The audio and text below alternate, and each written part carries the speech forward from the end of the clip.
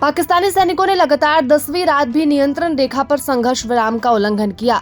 पाकिस्तान की ओर से जम्मू कश्मीर के कुपवाड़ा, बारामूला, पूंछ, राजौरी इत्यादि क्षेत्रों में अकारण गोलीबारी की गई, जिसका भारतीय सेना ने संतुलित और उचित तरीके से जवाब दिया है। सेना के प्रवक्ता ने कहा कि 3-4 मई 2025 की रात को पाकिस्तानी सेना की चौकियों ने नियंत्रण रेखा के पार बिना उकसावे के छोटे हथियारों से गोलीबारी की। हालांकि पाकिस्तानी सैनिकों द्वारा की गई फायरिंग में कोई हताहत नहीं हुआ है और दोनों देशों के बीच गोलीबारी इस समय में जारी है जब 22 अप्रैल को पहलगाम में हुए आतंकवादी हमले के बाद तनाव बढ़ गया है। इस हमले में 26 लोग मारे गए हैं, जिसमें अधिकतर पर्यटक थे।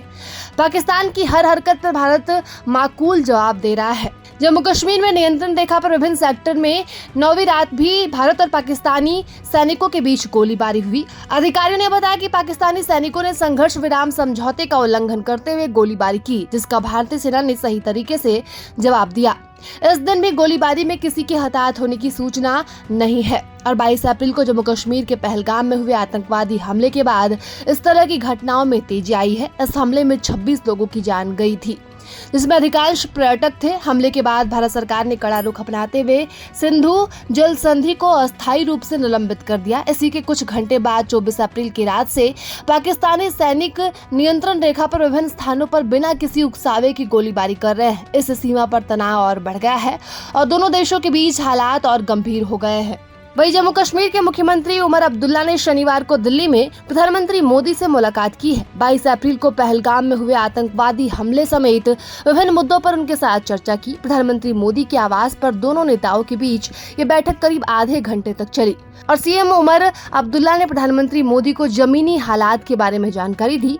मुख्यमंत्री ने संचालक सैयद आदिल हुसैन शाह के बलिदान का भी जिक्र किया है, जिसने पर्यटकों की रक्षा के लिए साहसी प्रयास करते हुए एक आतंकवादी से हथियार छीनने की कोशिश की थी।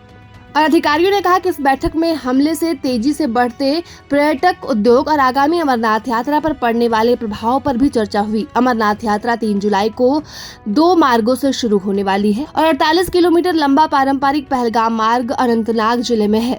और सीमा सुरक्षा बल ने राजस्थान में भारत पाकिस्तान सीमा के पास से एक पाकिस्तानी रेंजर को पकड़ा है।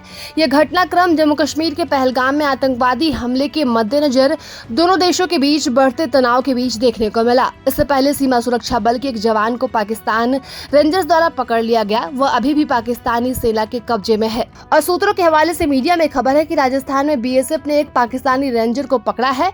उसे पूछताछ जारी है, लेकिन अभी तक उसकी भारतीय सेना में घुसपैठ का कारण स्पष्ट नहीं है। प्रभातखबर.com, विश्वास वही, रफ्तार नहीं।